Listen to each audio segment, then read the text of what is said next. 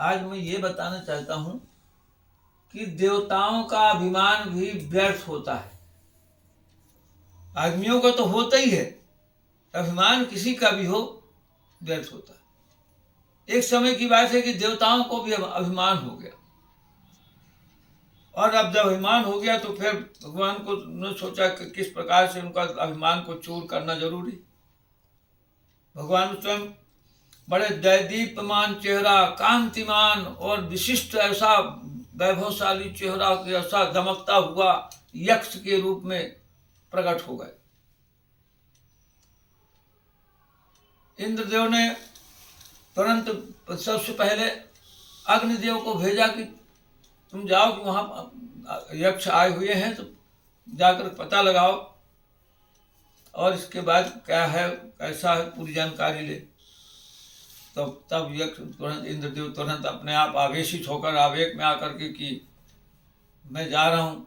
अब गए, जैसे यक्ष के सामने गए तो यक्ष ने कहा अग्निदेव से कि तुम कौन हो और तुम में क्या सामर्थ्य है, क्या शक्ति है तुम में।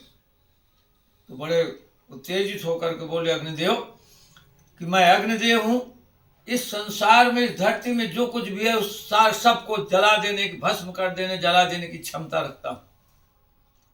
तुरंत यक्ष ने तुरंत एक तिनका, एक छोटा सा तिनका उनके सामने रख दिया। बोले इस तिनके को जलाओ। अग्निदेव ने पूरी कोशिश कर डाले लेकिन उस तिनके को जलाने में समर्थ नहीं हुए। बड़े लज्जित होकर के वहां से वापस चले गए। फिर अग्निदेव ने वायुदेव को भेजा कि तुम जाओ वो यक्ष कौन है पता लगाओ। तो वायुदेव भी बड़े घमंड में आकर के कि मैं जाकर के पता लगाता हूं। तो वायुदेव भी आए, यक्ष के सामने कहा। तो यक्ष ने पूछा आप कौन हो, आप में क्या क्षमता है। तो वायुदेव बोला बड़े घमंड में आकर कि मैं वायुदेव हूं, इस धरातल में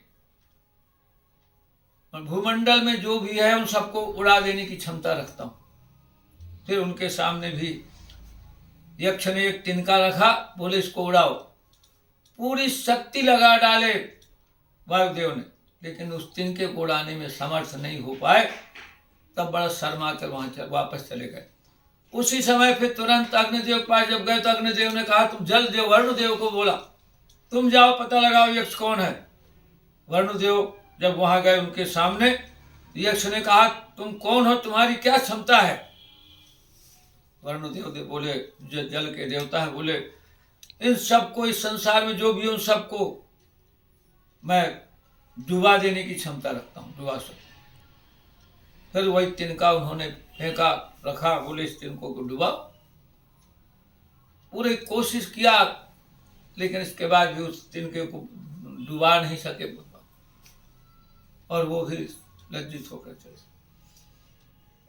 तब जब इंद्रदेव स्वयं पहुंचे तो उसके बाद विलीन हो गए वो। और उस समय से समझ जाओ, सुनो, ये समझ गए कि ये कितना, जब देवताओं का नहीं रहा तो उस समय देवताओं का अभिमान चूर चूर हो गया। तब उनको समझ में आ गई कि अभिमान हमने गलत किया। तो जब देवता अभिमान से नहीं बचे तो ये आदमी क्या है। इसलिए आदमी सबको सतर्क रहना है कि अभिमान से बचें, क्योंकि अभी अभिमान ही हार का द्वार है। जीवन में जिसको भी असफल हो जाना है वो अभिमान को पाल ले, चाहे आदमी हो चाहे देवता। इसलिए अभिमान को छोड़ दे तो सफलता ही सफलता है।